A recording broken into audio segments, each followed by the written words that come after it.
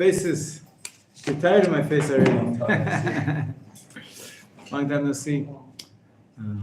Ruvain, Malti, Ezra. I haven't seen you today. Good to see you. Yeah. Hi. David.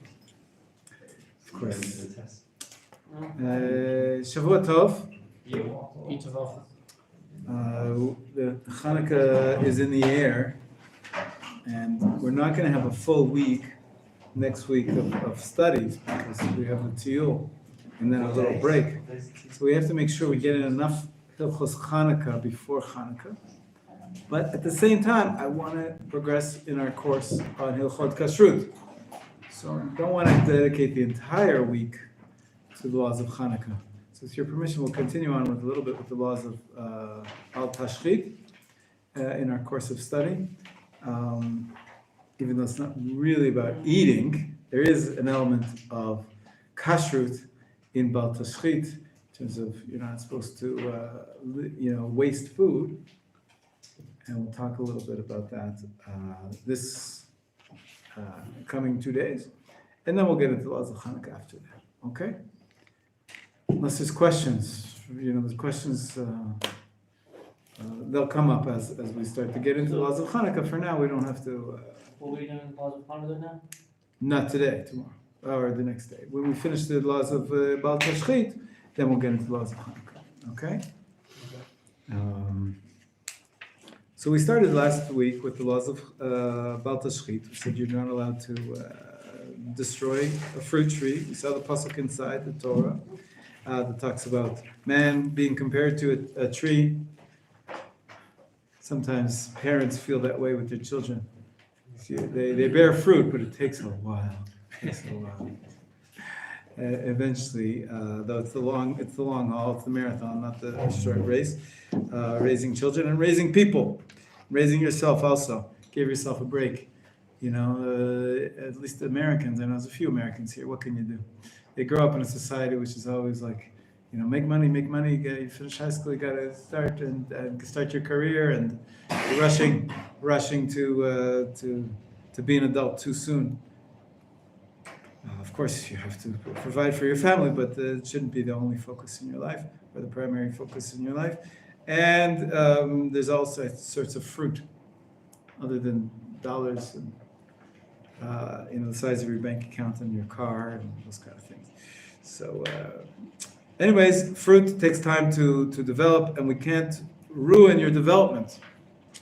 Learning in yeshiva, which you guys are taking out time now to do, is a very big part of your growing yourselves and investing in your development. It's a big part of Avodat Hashem. Other than that, we said that really the context in which the Torah describes caring, not destroying fruit tree, is that we have to take care of the environment. We had a little bit of a heated discussion, or just the beginning of whenever you say the word environment nowadays, it becomes a political hot topic. But the principle, I believe, is a Torah principle, that we're supposed to take care for God's world and not destroy it. We can argue a lot about what that means, translated into today's modern society, but the principle is there. Okay, let's get into the nitty gritty, and then we'll get into the way it gets expanded beyond. So you're not allowed to. The basis is a fruit tree. A tree that bears fruit, you're not allowed to destroy it. If you have to destroy a tree, first destroy the tree that's not a fruit tree.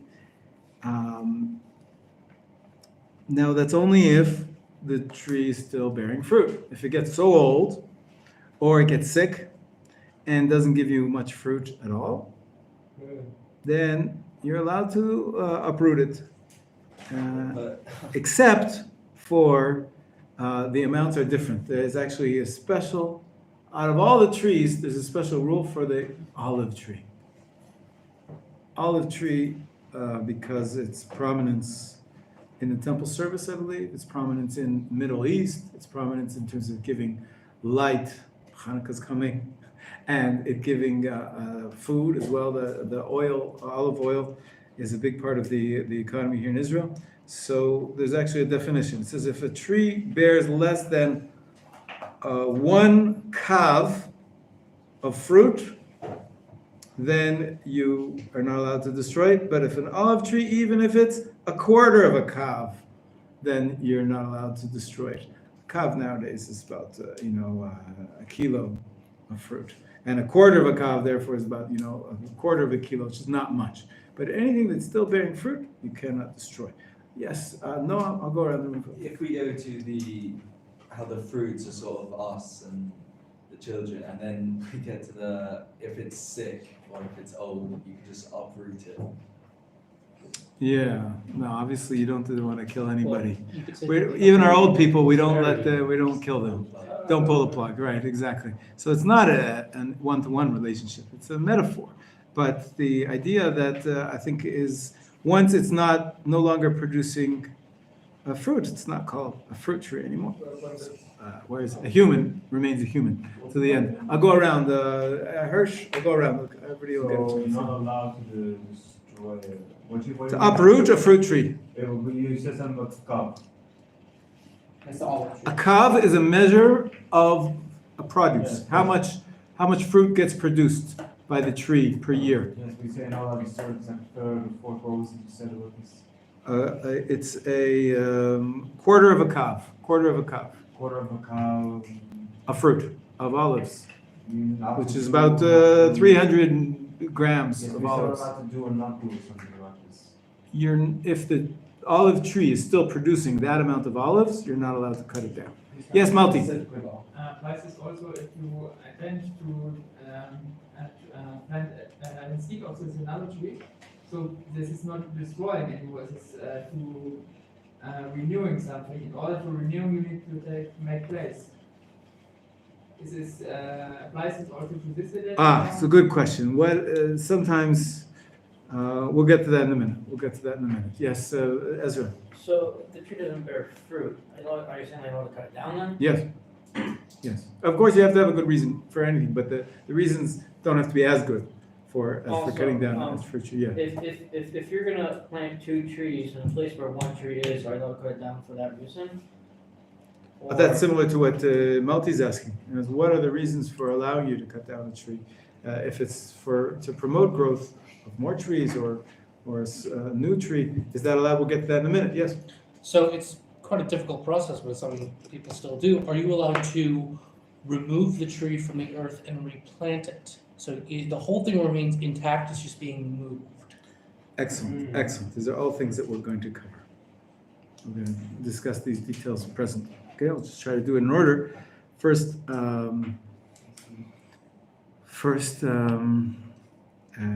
things first, and then we'll discuss that as well. Okay.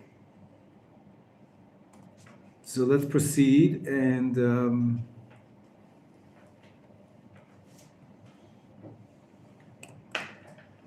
now we said that the tree has to be fruit producing.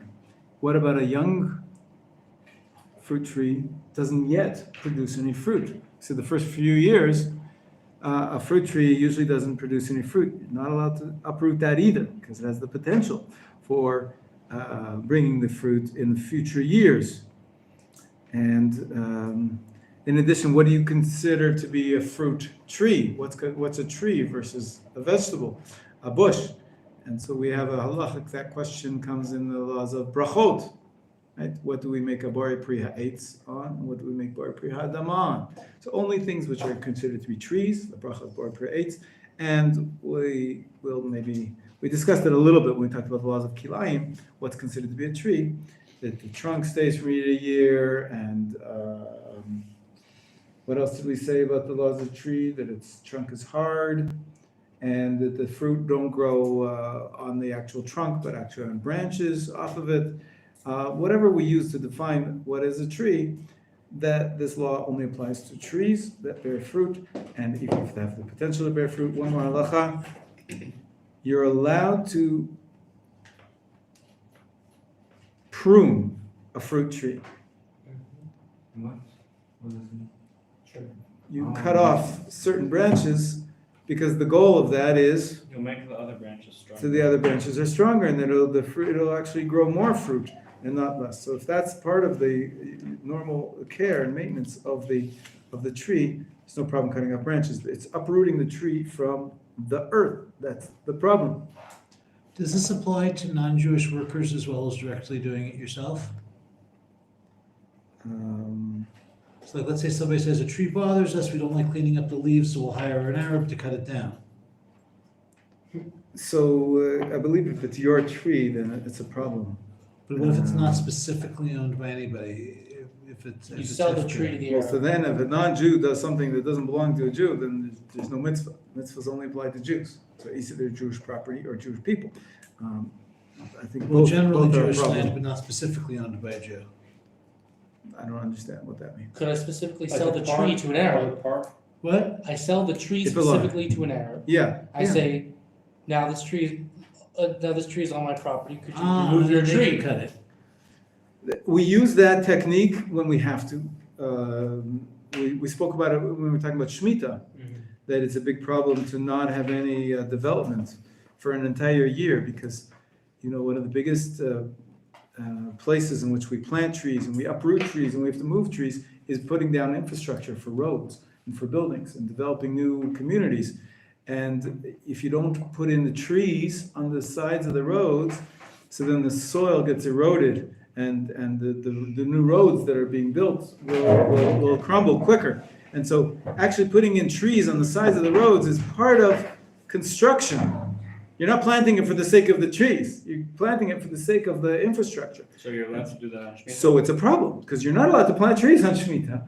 So we have to find all sorts of solutions. So one of the solutions we find is, like Moshe suggested, selling the land to the non-Jews, selling the tree to non-Jew, having non-Jews do it. So it's used when necessary, but it's not ideal. But we'll get to that, Bezrat Hashem. Okay? What about long-term benefit from this? Is that an issue? So like, let's say if they're building a new building and during the Shemitah year, they cut down a tree in order to build the building. Mhm. Is it an issue for in future years for somebody who wants to move to that building? The tree, you're saying you uproot it with its roots so it can continue to live? Yeah. Yeah, so yeah. the land was acquired in that way, but is it an issue then that for somebody to move into that building who, they didn't do it, the workers did it before the building was built? Have we made the building a No. That's quite an extension of, Okay. yeah. Well, no, there's other things that we can't get benefit from right now. That's what I was asking. Right. Let me just say one more halacha and then I'll take your questions. The question is, can you uproot a tree with its root ball, and plant it somewhere else? Let's say it's not Shemitah. Right, the answer is You're yes. still, it depends. So some people say no, because you're removing a tree from the earth. Some people say if you, for sure, it's going to be replanted in another place and it's going to grow, continue its growth over there, there's no prohibition. Some people say that the very fact that you're uprooting the tree from the ground is prohibited, and the fact that you're going to later plant it somewhere else doesn't matter. It's still forbidden, and maybe it won't get rooted in the next place. We're worried about that, and only in a case of need, and for sure you've made the conditions so that the plant will be absorbed properly and rooted in the next place. And you do it with experts, then you're allowed to move a tree from one place to the other. But otherwise, if there's any doubt, you really don't move fruit trees unless you have a really good reason to and you know what you're doing. Only then are you allowed to move a tree. Yes, Malti.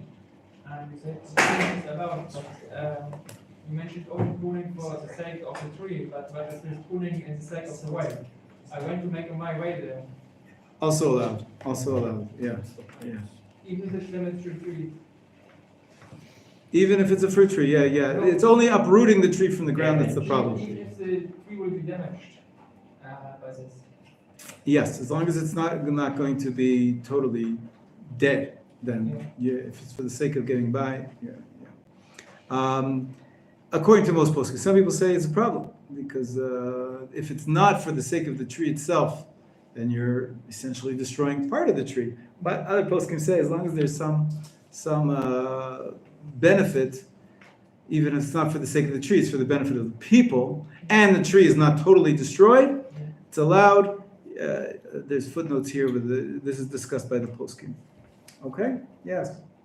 Couldn't uprooting it and planting it somewhere else be compared to pruning it? If putting it somewhere else because the soil is bad will make Yeah, it but grow you're stronger? actually doing the action which the Torah prohibits. But you're not Uprooting the killing tree. you're making it better. That's why some people allow it, but you can see that there's room to debate and to say that there's a difference between taking off a branch and uprooting the actual tree. What's the general principle, if you plant a new tree, you can't reap its fruits for 3 years, is that right? Or- Correct, yes. Okay. Orla, we talked about that in detail about a month ago. I don't know if you're here. Yeah, 3 years, and the 4th year it's holy, you have to redeem it, or now that we don't have a temple to bring it to.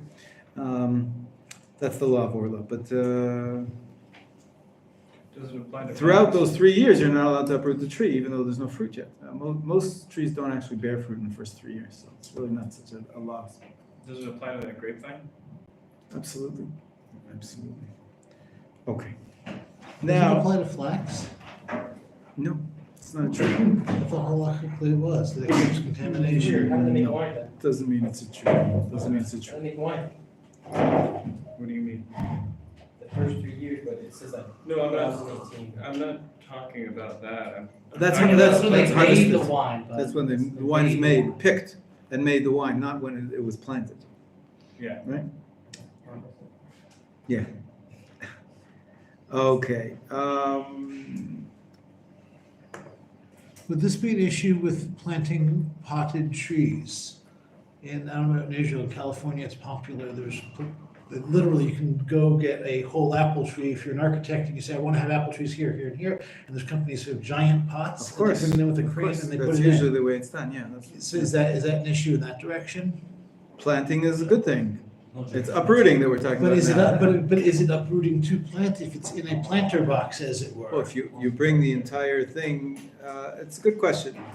It depends how it was stored. If it was stored on the ground, in the ground, that some trees, they actually plant them in the ground and take a shovel, and dig it out to place it. Usually, if they have it in planters, at least regarding Shemitah, we talk about if there's a surface underneath it, like a plastic sheeting or something, so then it's not considered to be connected to the ground. So there's no problem, taking it from the nursery and planting it in your garden or wherever you want it to So if be. you chop one down, or is that still technically uprooting? You're not allowed to chop it down if it will stop bearing Does that fruit. count as Yeah. uprooting? Yes. Probably grow. Yes. Okay, so now what need allows you to uproot a tree? Tuach nefesh. Absolutely, for sure, everything. Good. I don't know how it could apply, but It's about- How would a tree be killing you? That's right. if you were impaled on the tree and it needs to be, the tree needs to be uprooted so that you can be moved to the If hospital. it's leaning towards your A house, safe answer, but far. if it's leaning towards your house. That's true. Or That's true. someone Yeah. else's property. No. They go around the city in Jerusalem. I know every at the beginning of winter, every fall, and they cut off branches of trees because they're near the power lines. The first storm comes, and all the power will fall, and that could cause fires. Pikuach nefesh there. And if it doesn't help just to cut off the branches because somehow they planted the tree so close to power lines, then that's a good justification for sure for uprooting the tree or cutting it off. Yeah. Poisonous fruit or flowers? Yes, if it's poisonous, that could be a What about situation. Shemitah? Can you still cut down the branches to stop? Yes, it's power? prohibited on Shemitah from planting, but not from uprooting. Uprooting is the same during the year. And okay. So what helps us and what makes it a little more interesting is that when the Torah introduces the prohibition to uproot the tree, it actually uses a word. I think we had it on the board the other day. Lo tashchit et eitzah. Introducing the topic, I said hashchata means destruction. What was the language? There was a funny translation we saw in the book. Lo tashchit et eitzah was not. Which one, this one? Yeah, there was a funny translation. It was more than just destroy, but the simple translation means destroy. And that means that if you're uprooting it, not because you're destroying anything. It's not just a destructive force that you want to ruin things. Like we said in the original context, you're playing psychological warfare against the enemy, right? They're the what people in siege in the city, and they see their livelihood being destroyed before their very eyes. It demoralizes them. So that's you're not allowed to do. But if you're not doing it out of just a destructive reason, but for a reason which is for the sake building, you want to build a building, you want to build a shul, you want to build a mikveh there, maybe that's allowed. So the question is, what's considered to be a good enough purpose to not make it destructive? You want to expand your house. Many people have a house and they have a yard next to it and they have some trees, but then there are more kids and you want to make an expansion and for some reason you can't go high, you want to expand the house and uproot the tree. Is that good enough reason? So it's debatable. Some people say that's, it's for a good purpose. It's for housing your kids. So you can even uproot a fruit tree. Even if that's, let's say you just got richer and you want to have an extra room. It's not necessarily because you need to feed your kids. Bottom line is, what if it's for the sake of, you want to see the view, right? The fruit tree grew, usually fruit trees don't grow so tall, but let's say they did and they're blocking it, or they was really small when it started, and now this is your view. Where I live, there's beautiful views. You've been to my house, you've seen this, most of you. You've seen you don't want to block that view. All the green pillars. That's right. So that you might want to block the view. But if there is a view that you don't want, so are you allowed to uproot the tree because it's for your own sake? It's not just out of mere destructive motivation. So it's up to the rabbi, basically. It's up to the rabbi to like you can do how. anything in life. You just keep going to different rabbis. Yeah, but you understand the principle. The principle is the need more constructive or destructive. And if you do decide that this is a constructive purpose, we do say find a non-Jewish gardener to come and actually cut it down. Generally instead speaking, of the if it's Jew. for a positive, beneficial, That's constructive right. purpose. Constructive versus acceptable. destructive. Yes, correct. But in the agricultural context, that's really the bigger question. Sometimes you have somebody who has an orchard who wants to change, the mix. Like nowadays, you have in your investments, you have a little bit of, this kind of investment, this kind of fund, and then you have some cash, and you have some invested in the fund, which is in real estate. You what's it called? Distribute your diversify your portfolio. It's the same thing you can imagine in the agricultural world. If you're a farmer, you want to diversify. And say, okay, I have 30% of apple trees and 20% of almond trees. But I think in the future, really, I should have an extra. I want to have some peach trees or whatever it is. Can you just uproot some of the fruit trees to plant other trees? Yes. It's not destructive. You say yes. It is not destructive. It's not what? Not destructive. It is You're doing it for the sake of. It will change, but you don't disrupt. You don't you don't do it for the sake of the destruction. Well, it's also not only that. It's not for the sake of destruction. It's also for the sake of planting other trees, other fruit-bearing trees. If you're going to be planting fruit-bearing trees instead of these fruit-bearing trees, so ultimately you're not really destroying trees. You're actually going to be making more money out of the new fruit trees. That's why you're doing it, because you want to change up the And that's the same the orchard. as planting a tree. Why is it any different? Well, because you're actually doing the action of uprooting a tree. Well, you have to uproot these two. It's the only way you're gonna be able to plant new ones. You have to No, get rid of the you can roots. plant it from seed. What do you mean? You can plant new trees from something What are taken you- from a nursery where they What were are you never doing in the with- ground. What are you doing with the other trees that are already there? You're getting rid of them. Yeah.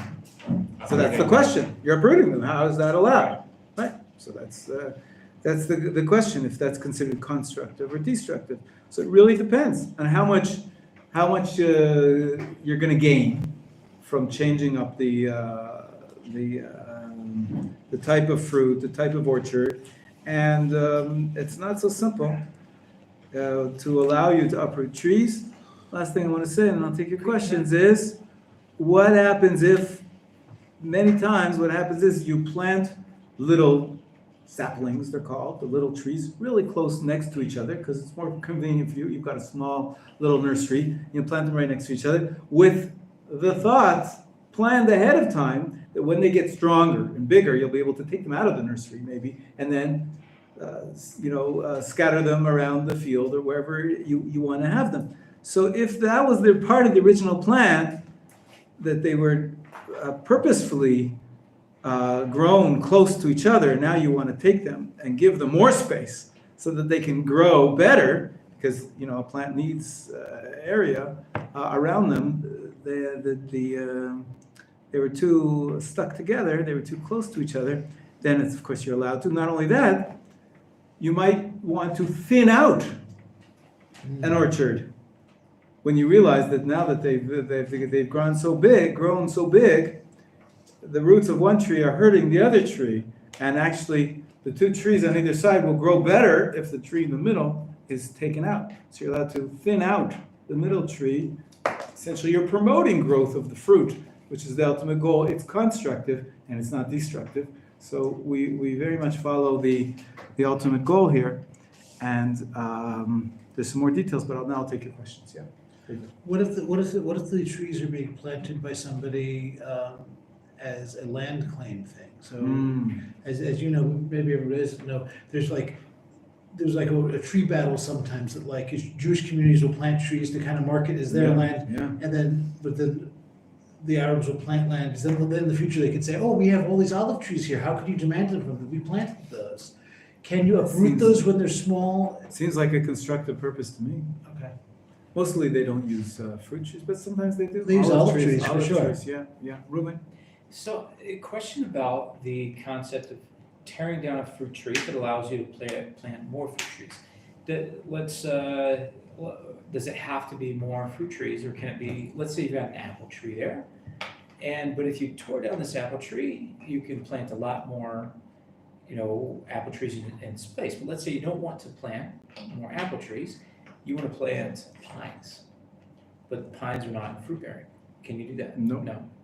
Unless, the constructive purpose has to be more valuable than the destructive. So in this case, usually it has to either be bearing fruit or something, like we said with the house, expanding the house, that's a value that you're getting, which overrides the value that you were getting from the fruit. So in case of pine trees, I doubt that would be the case. But let's say I can take the pine trees and I can sell them once they get For lumber. For lumber, exactly, to home builders, and I can make 10 times more from selling apples. So that's the economic calculation that you'd have to sit down and see how much it's worth, and then you in that case, it would be allowed. Again, I would probably use a non-Jew to do the uprooting, just to be sure, because there's, it's hard to really define these things, because you're talking about futures. What's the value going to be for you in the future? It could be 20 years down the line. It's not like, a fruit tree.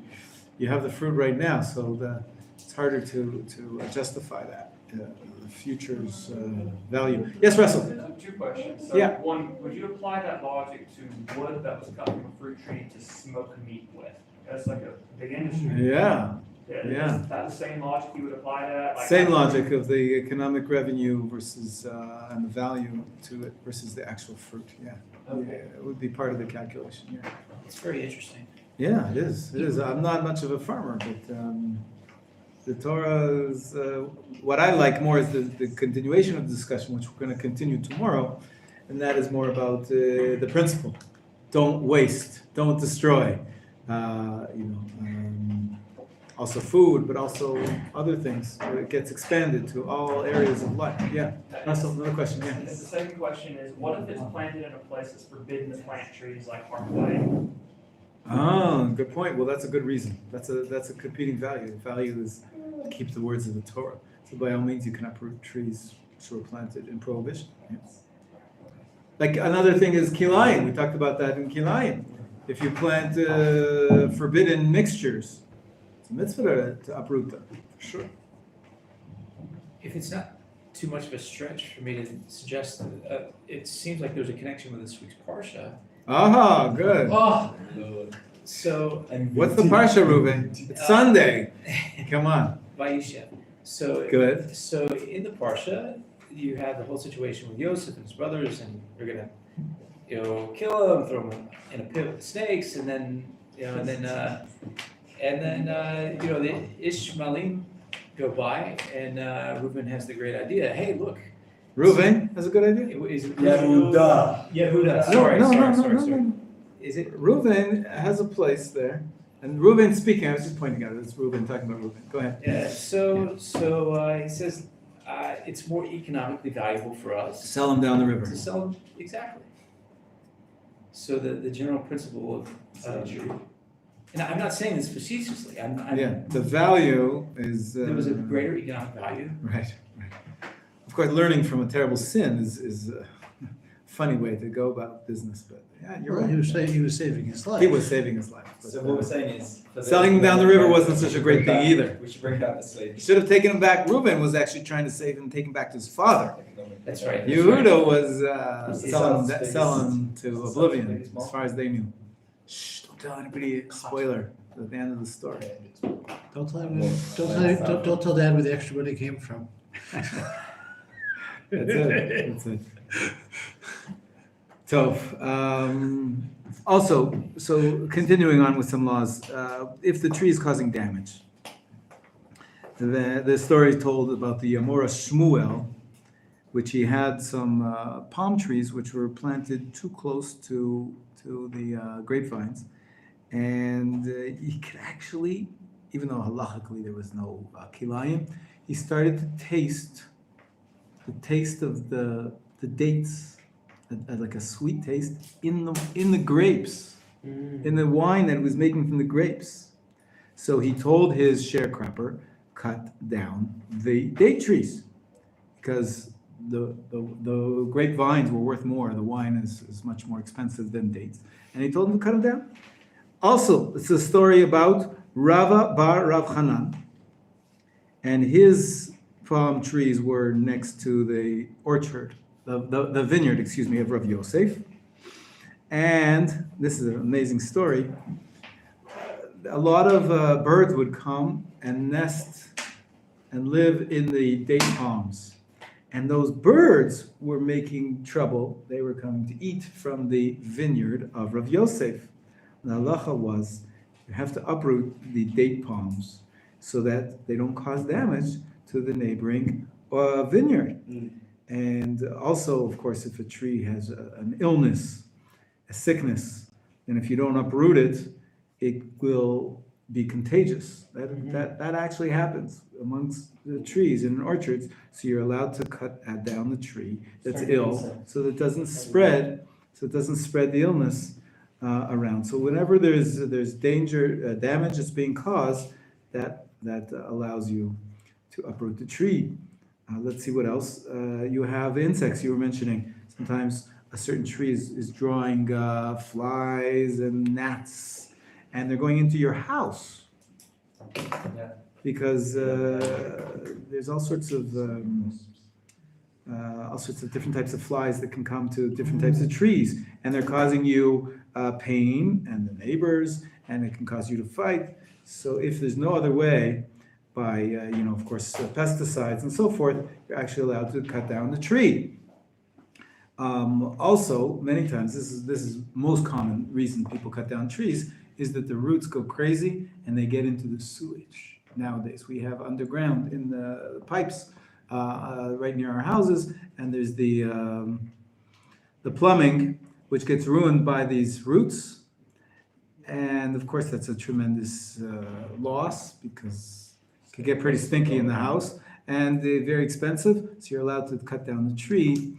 Of course, you should ask a rabbi to make sure that there's no other way to do it, but if necessary, that's causing damage, you're allowed to cut down the tree. One more halacha.